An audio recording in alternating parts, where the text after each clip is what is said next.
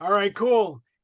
I appreciate you taking out some time, Ian. Um, Sorry for the late start. no, man, it's no worries, brother. It's always good. So, the website is Media Mike's. You know that. I appreciate you taking out some time for this, brother. I know this has been a long time coming, and let me jump right in if that's cool with you. Go for it. All right, sweet. So next year is, the 40th anniversary of A Christmas Story, right? Which blows my mind.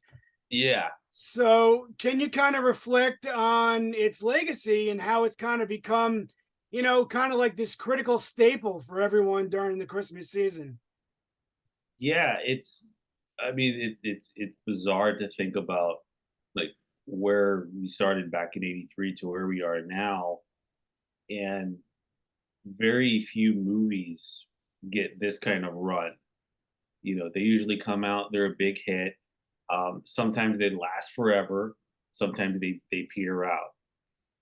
Um, this is one of those movies that it came out, it didn't do bad as far as reviews go. Like, everybody who saw it said they did like it. Just not a lot of people saw it. It wasn't out for very long, and then it just sort of disappeared.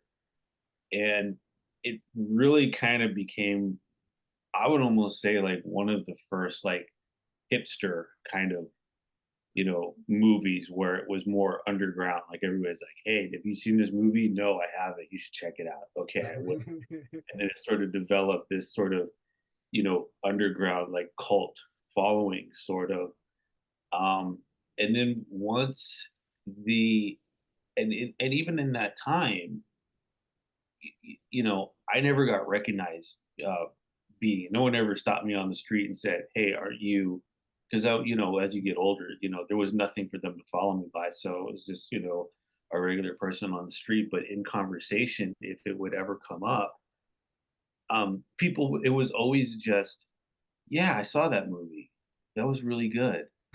That was you. That's really cool. Yeah, I just saw it the other day. My friend told me about it. Yeah, it was amazing. Wow, it's really nice to meet you." And that's about all it would be.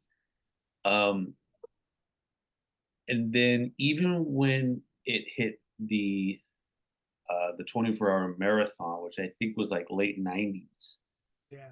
um, still same thing. I heard about it. Someone told me that they were doing it for 24 hours, and I thought that's really bizarre, but cool, So a whole movie, the one movie, 24 hours, they're like, "Yeah." And,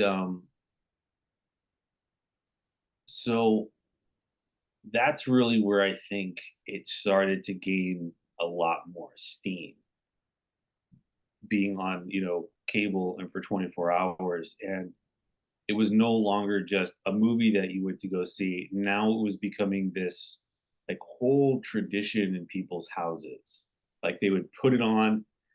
It's like the Twilight Zone marathon, like, that's the one thing, like, everybody watches that, like, It's true. that I do. yeah. When that would come on, we would put it on, and it would just be on all day, and you would go do something, and it's like, "Oh, there's the one with Captain Kirk in the airplane, let's go," you watch that one because Sure. that was our favorite one, and then you go back and do something else, and that's kind of what this movie was, is it it came once it got to that 24 hour, then it became this tradition now on Christmas that people do, or Christmas Eve. So they would play the movie, like, wrap presents, bake, make dinner for the next day, prepare. And then a scene would come on, and they'd run in the house, they'd run in oh, there's the flagpole scene. This is our favorite scene. We're going to see this. And then that would be over. They'd go and do everything, listen. So that's really, I think, where it really started to get its life now, True. because of that. Because now it's in everybody's homes, and it's their tradition. So, which is just, it's still very bizarre, because it's like, this is a movie I did when I was 8 years old, Right. 40 years ago, and I mean, I'm just about to hit 50, and they're now they're coming up to you like the movie just came out, Isn't that which crazy? is kind of weird. And I know the fans don't understand, but I would like them. I try to explain to them. It's like I'm so glad you love the movie, but it came out 40 years ago for me. So I've had a whole life after that. Sure, sure. And it's just hard to go, yeah, yeah, so because that's the other thing is sometimes, a movie will take an actor and put them into that, almost overnight sensation where they do that movie and the next thing you know, it's just boom, boom, boom, boom, boom. They're a celebrity. Where with us, we that didn't happen with us. We did the movie and then it went away, and now all of a sudden they're like, "You're a celebrity." It's like, well, I'd like the work to go with that, and the money to go with that. Sure. But I might be one to you, but to me, I'm just me. So Sure. yeah, it's a hard thing to balance, really, because you meet the fans and they're so grateful for this film, and you want to be grateful for them, but at the same time, you're like, damn, why couldn't we have you guys a long time ago? This is what we needed back then, Right. to get the ball rolling. So you just got to find that balance of to say thank you and then say I'm just some dude now. Sure. So Oh, that makes sense, dude. And what would you say was your first reaction when you heard that they were making this other sequel to A Christmas Story, A Christmas Story Christmas? it well it happened so fast Okay. because I heard the news, I think like late January, like around late January, and someone just sent me a link. Oh, jeez. They were making the sequel and that Peter was coming back, and that's all it was, and that it was being filmed in Bulgaria. And I thought, oh, okay, that sounds just sure. I mean, but I figured since I got a link, I had nothing to do with it. So I sent the link to Yano, and Yano said, yeah, bro, I don't know anything either, dude. Nobody talked to me. So he didn't know anything. And then someone sent the link to Scotty on Facebook, and he didn't know anything. So nobody knew anything. So we just Interesting. assumed that it was going on and it was just a Peter thing and it had nothing to do with us. Right. So I just said, you know what? I just wish him the best of luck. I want to see it when it's done. That's it. Sure. Yeah. I put it out of my head.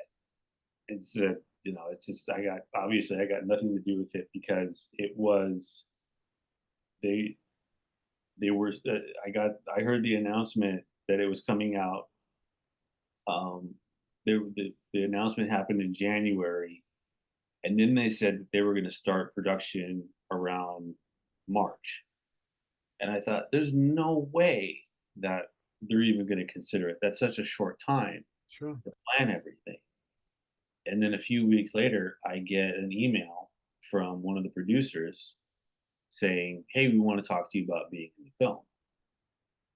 I'm like, "Yeah, okay." That's awesome. Yeah. So he emailed me, and then I did a Zoom call with the director, Clay, who was already in Bulgaria, and he told me, he's like, "Yeah, we're doing this, we're going, and we'd like you to be in it."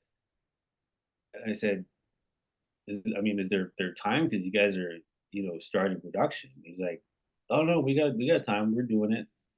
That's So, awesome. and I said, "Who else is in it?" He said, "Everybody." We got Zach, we got RD, we got Scotty. I'm like, wow, okay. Um, and then it just, I funny thing is, I still had to give an audition for Yeah. it, Oh my gosh. which I understand. That's fine. I wasn't upset about it, but it just felt weird. And here I am auditioning for this part that I did almost 40 years ago, and So to shorten that story, I did get it, and Clay, called me up and said, congratulations, we'd really like you to be in this. And I was like, yeah, of course. I mean, I'd be a fool to say no. Um, but I told him, I said, it just everything just felt like, when you have one of those like dreams and then you wake up and you go, wow, that was just a bizarre dream. I got to tell everybody about that dream. Sure, right. That's that's what it Really? I would just wake up and go, dude, I had this dream that I'm going to be doing a sequel with all the cast. We're all older, and we're going to be shooting in Bulgaria. But that's not a dream. That actually happened. That's so So, funny. and like I always said, I said, there's, I'm so glad that I'm not a gambling man, betting man, because if somebody would have come to me and said, hey, they're going to do a sequel one day, and I said, no, they're not. It's like, yeah, I'll bet you they will. I would have put everything that I own on that bet to say it's never going to happen. Right. Like, I never thought this was going to happen. Yeah. The fact that it did is even greater. So, and here it is. And what was it like for you to kind of step back into, the shoes of Randy after, all those years? I was very nervous, Okay. very nervous. Everybody else, I think, felt very comfortable. Um, but I think they, for me, the reason why it was nervous was because if you go back and you watch the '83 version with Randy, like he didn't really do a whole lot. Right. Like he Okay. had his little scenes, but he wasn't a real pivotal part. We didn't know much about him except that he was a little brother, and he whined and he cried, and that's it. He had funny little moments, but his personality, like you never saw like his personality or who he was. Like everybody else, you can pretty much tell what they were going to be like when they grow up. You can tell what Flick was going to be like, or Schwartz, or Ralphie, or even Scott. But Randy, I mean, that was kind of up in the air who he was going to be. So once you have to do an adult version of this character, you're like, I have nothing to really go by as far as watching the old movie, you know. Mm.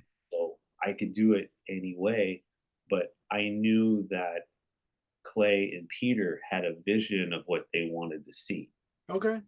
So that was kind of, where, I felt like had I not been in the movie, I probably would have not been a part. But they could have, because they really could have, casted anybody to be Sure. Ray. No one, I mean, it wouldn't even, not saying that it wouldn't have mattered if I was in it, but It means to the fans, I guess, they yeah, appreciated it. they would have said, "Oh, it's not him." Okay, well, who'd they get? It's like, "Oh, well, we got Jonah Hill to play Randy." Oh, perfect. You know, they decided to go with the name. Um, I think Jonah Hill would be a good Randy, actually. That's In it. fact, if I had to step down and give it to somebody, I would vote for Jonah Hill to be That's the. epic. I love it. So, I want to kind of switch gears a little bit. Tell us about, um, you're in, you guys have a Facebook page, a Christmas Story Family, which is, so active. And what do you kind of enjoy most about interacting with the fans?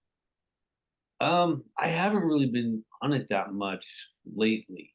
I was in the beginning, and it was nice because I mean, it's a good way to interact with fans because number one, my Facebook page, I used to let fans in, now I don't anymore Sure. because I'm trying to keep it more of a personal page for my Okay. friends and people that I know. Makes sense. Because there was just times like I would post something personal, maybe if I was having a bad day or something, and I would post kind of like a gripe or something. And most of the time, your friends come in and say, hey, it's okay, hang in there, cheer up. Sure. Where a Christmas Story fan would say, like, does Randy need to go find his cabinet? Oh, shit. F you. Right. Don't do shit like that. You know, if you're on somebody's page and they put something up and they say they're having a bet, don't quote their fucking movie. Right. So there was one guy who just continuously, I could not put anything. So, and I know they say don't let one bad apple spoil the bunch, but the unfortunate thing is sometimes bad apples can be contagious. And if one bad True. apple does, all the other apples are like, well, I could go bananas now. So I was like, no more fans for right now. Makes sense. Yeah. Well, it's Yeah, good that the page is there because I like how the that how the cast now is there to so interact. yeah, now you can go and talk to them and you can talk to them about the movie. And if I do post something on the page, you know, they can put whatever they want and I'll find the humor in it because that's in a better context to do it Oh, with. totally. Yeah, that makes sense. Yeah, You know, that's about that. yeah, man, I agree. That's smart.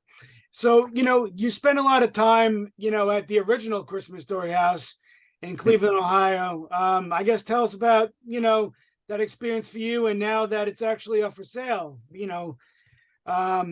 this season, I guess. Yeah. So for those who don't know, yeah, I did. I was in Cleveland at the house, not inside the house exactly per se, but I was there for a year doing, they called them tours, but they really weren't. It was just more like meet and greets, where people would come in, and then I would do a Q&A, and then they got to hang out at the house, and I would just chit chat. So it was like, supposed to be like a little party every day. Um, but it got to be too much. You know, Sure. the one thing is, I mean, you still have, like I said, you have your personal life outside of that that you have to deal with. And when things go wrong, you just can't really call off on this. You have to say, you still have to go do this. You're doing at least like five, you know, 5 gigs a day that you got to come in and just, greet people and show them a good time. You're just basically becoming, it's really more, you're just becoming the host of the house, which is, great. But if you're having a bad day, you really can't call in sick. You have to show up. So Right. you got to find ways to make yourself fun. And yeah, I'll admit it. Best way to do it was Jameson. So, so I had pour shots of my iced coffee. Now, I never got belligerent. I never started fights. I never hit on women. In fact, the whole time I was probably more like, you know, Dudley Moore from Arthur. And I'll be honest with you, when that was going on, that was the greatest time ever. I had so much fun when I got to do Right. it that way. Sure. So, I like, love it. it was never a problem, and I was like, "This is the best job ever," you Yeah, know? man. You just show up and I mean, you wouldn't get, sloshed, I wouldn't, like, fall down the stairs, but just it felt festive, every day felt like a holiday party. How That's how you fun. so but one of the employees said, "I think I smell booze on his breath," and then that was like, That's you know it.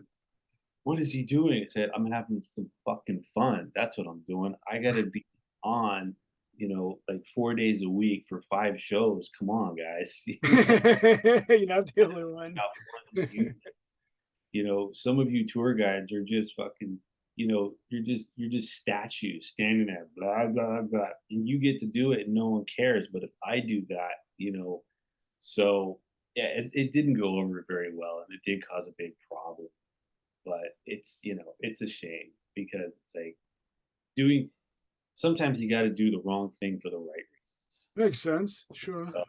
And And now the place is for sale, which is just blows my mind right around the holiday season. So, yeah, and that's the one thing is everybody's been coming to me. Not everybody, but a lot of people have been coming to me and saying, what's going on? What's going on? But the truth is, I really don't know. I haven't been involved with the house for so long. So I don't even, the owner and I, we don't talk. So when you come to me, I know about as much as you do. Sure, sure. And a lot of people are, gonna sneeze real quick. Ah. Bless you. So a lot of people, were very worried about this. And, I would tell them it's like, I don't, I really don't care, what's going because it doesn't concern me at all. But what I should have said to people was, it doesn't matter because what's happening is he's not getting rid of the whole thing. He's just selling it to somebody who's going to take it over. Right. So you're still going to get to go and take your your dorky pictures at the house. Don't worry about that. You're still going to get to go and sit on the couch with the big blue ball on your lap and go, ah, you get to do that. You're still going to get to go buy all that worthless merchandise at the gift store. None of that's going away. So took it to do all of that. He's just selling it. I don't know why. Those are his reasons. He has his reasons. That's fine. True. So I know that everybody's concern is not, obviously for the owner's well-being. It's not for, is it? They're just worried that it's going to go away and they're not going to be able to take pictures anymore. You Right. still are. Yeah. Oh, that's I'm sure that's what everyone's thinking, I'm sure. The new owner that comes in, you know, might add more stuff to it. So there might be more opportunity. So really, the fans should look at this as a welcoming. Change is good. I Sure. don't think nobody who's going to buy it is going to tear it down. That's Right. ridiculous. Sure, right. Yeah, I'm sure everyone worries. Yeah, that's just true. They're not just buying a house; they're buying the business. That's really what he's selling. It's So true. It is quite a business for yeah. sure. So and I'm sure it's a big undertaking. So like I said, I don't know why he's doing it. That's his business. If Makes he ever sense. wants to tell me, sit me down, fine, I'll listen. But as far as right now, because I don't have anything invested in the house, Right. there's no reason for me to worry, and there's no reason for everybody else to worry. You're still going to get to go take your pictures. It's still going to be there. Cool. Cleveland loves it. No one's ever going to see it go. Yeah, I can imagine. Yeah. So then, other than acting, I guess tell us a little bit about you've done a lot of work with puppeteering, which I think is amazing. And I know you got a project that's coming up. I don't know. Do you want to give us Um, some info? What do you think? I can't really give too much info because I don't like to give too much info until at least I know it's halfway done. Sure, makes sense. Because some projects they could, start, and then somebody goes, "No, we're not doing it." And next thing you know, people come up to you and go, "Hey, tell us about that." I was like, "There's no project anymore. I can't tell you." Right. Um, there's a couple things that I want to get into. Um, now that I had to move back to LA, and so now that I'm back here in the land of industry, um, now it's like you feel a little bit more jazzed about getting bigger into what you want to do, and Sure. also doing the sequel and being on a huge production like that, which it's been so long. I mean, I've done a lot of independent stuff, not to you know make light of those, but Sure. be on a big movie set and see just you know the level that it takes to put something like this together and the excitement that you get of being on a movie set also kind of charges you to think, okay, that's right, I can think bigger now. So Sure. things, that were this big once can now be, this big or even bigger. So that's you just kind of find yourself in this transition of, okay, we can think a little bigger now. It is possible.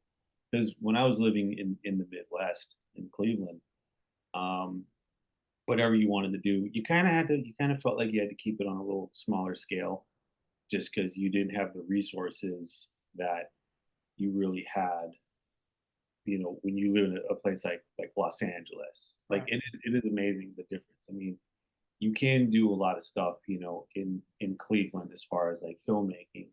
Um, there are a lot of great filmmakers that are a lot of aspiring great filmmakers that are in Cleveland. I met a lot of them. So there is potential, and people are serious out there, to want to be big.